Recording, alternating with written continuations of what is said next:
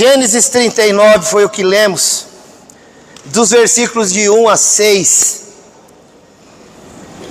E o Senhor tem algo certamente a nos falar. Querido, José, ele é um homem admirável, né, nas suas ações. E por isso, há muito o que aprender com ele. E nós vamos mais uma vez usar esse texto. Esse texto é um dos mais importantes da história da vida do José, porque aqui ele demonstrou o que é mesmo servir a Deus. Porque até aqui não havia tido ainda uma prova tão grande de que o José era um servo do Senhor. Porque servo do Senhor é provado na hora da provação. Não é na hora do bem bom, não é na hora que está tudo bem, é na hora que as coisas estão difíceis. E o José aqui, porque até o capítulo 37, quando a história dele começa, ele é lançado no poço, a gente só o vê assim, sofrendo, chorando, angustiado. Mas agora, o José está diante de uma situação em que ele poderá verdadeiramente provar se ele serve ou não serve a Deus. E a Bíblia diz em Malaquias que haveria um tempo em que nós veríamos a diferença do que serve e do que não serve a Deus. E é sobre isso que eu quero falar esta noite, embora a gente não vai ainda narrar e discursar sobre o fato que é quando ele se depara com a mulher do Potifar e tem que se negar a ela, sendo ele um homem.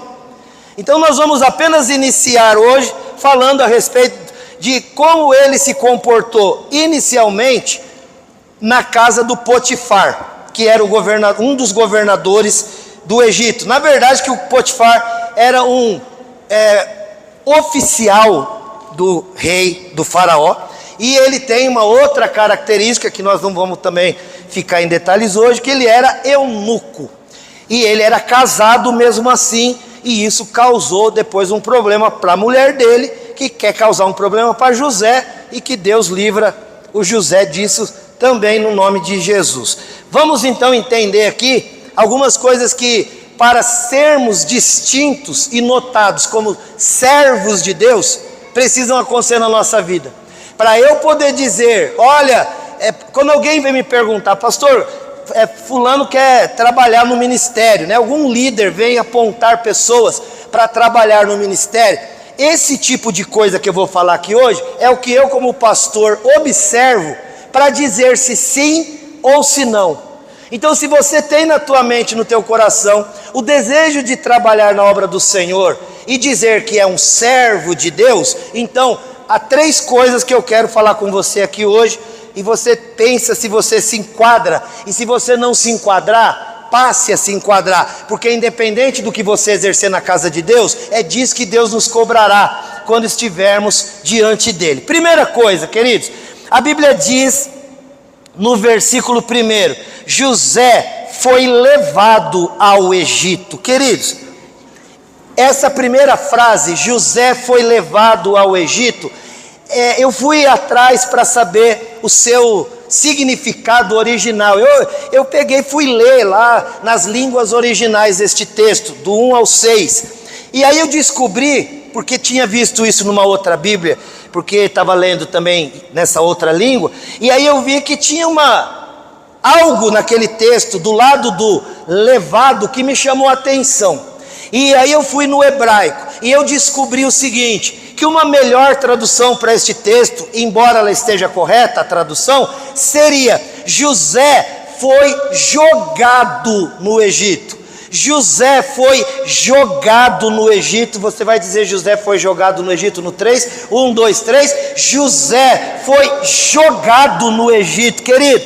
Ele não foi levado, parece que alguém convidou, ei, vamos no Egito?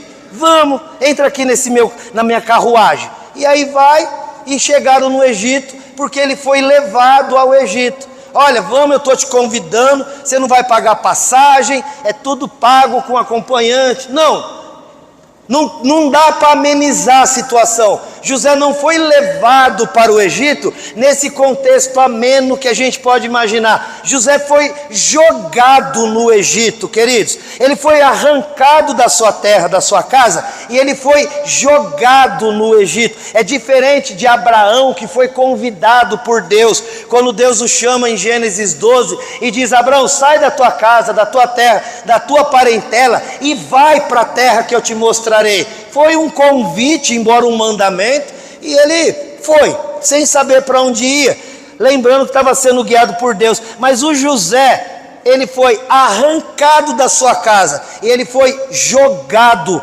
no Egito. Querido do céu, ele não foi o único que passou por esse tipo de circunstância. Se você observar na Bíblia, você vai encontrar Moisés, que foi jogado no Nilo para fugir do faraó e acaba indo cair na casa do faraó. Você fala: pastor, não parece que ele foi jogado. Mas a mãe da criança, pegar a criança, colocar num cesto e colocar no rio, a palavra colocar também fica muito amena. Porque por mais que houvesse uma ameaça, é que a mãe deve ter tido muita fé e Deus realmente livrou. Mas eu não sei o que você faria. Talvez você morresse com seu filho no seu braço, junto. Mas colocar o menino no rio e seja o que Deus quiser. Vamos dizer que o Moisés foi jogado lá no Nilo. Outra pessoa, Davi, foi jogado lá na frente do combate, onde a guerra estava mais renhida e ele teve que lidar com o gigante Golias. Davi foi jogado no combate para enfrentar Golias.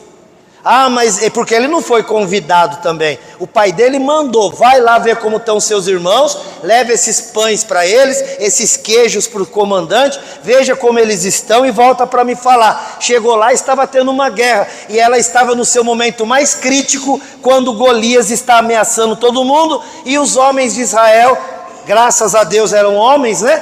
Mas estavam se acuando, com medo, e Davi então vai e o enfrenta. Davi foi jogado lá no combate para enfrentar o gigante. Daniel foi jogado, aí literalmente, na cova dos leões. Os amigos de Daniel, Sadraque, Mesaque e Abidnego, foram jogados na fornalha de fogo ardente. Jesus foi jogado, foi lançado no deserto para ser tentado pelo diabo 40 dias e 40 noites.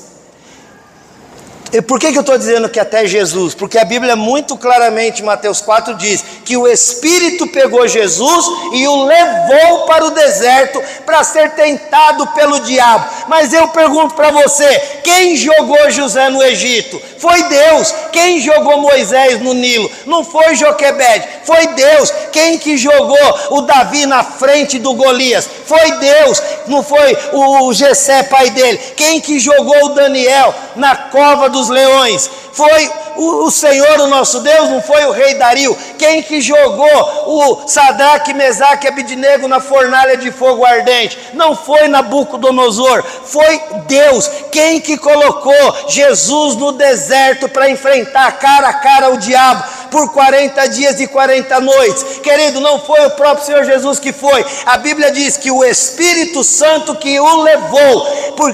Por que que Deus às vezes pega alguém e joga num problema, joga numa luta, e talvez você esteja aqui hoje lembrando de situações na tua vida onde você foi jogado numa enfermidade, jogado num desemprego, jogado numa separação e numa dificuldade familiar. Por que que você passou por isso? Quem que fez isso acontecer? Foi o Senhor, quem está no controle de todas as coisas e que te joga às vezes em situações difíceis. Para quê? José foi jogado lá no Egito? Foi, mas por ter sido jogado lá, ele veio a se tornar o príncipe do Egito. Moisés foi jogado no Nilo? Foi, mas por ter sido jogado lá, se tornou o libertador de Israel, do povo hebreu. Querido, Daniel foi jogado lá na cova dos leões? Foi, mas por isso, ele se tornou presidente na Babilônia. Os seus amigos, Sadraque, Mesaque e Abidnego, foram lançados, jogados na fornalha. E o que Deus fez com eles? Se tornaram governadores. E o Senhor Jesus foi jogado no deserto para ser tentado pelo diabo? Foi, mas por isso se tornou o Rei dos Reis e o Senhor dos Senhores. Aleluia!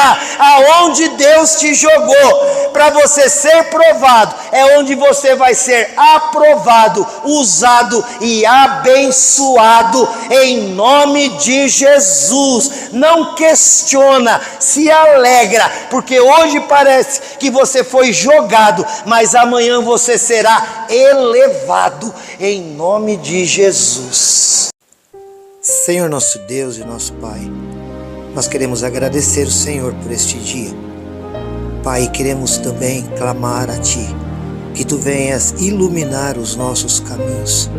Segundo a Tua palavra, Tu és a luz para os nossos caminhos, Tu és a lâmpada para os nossos pés, Tu és aquele que nos dá a direção e nos faz trilhar o caminho que convém.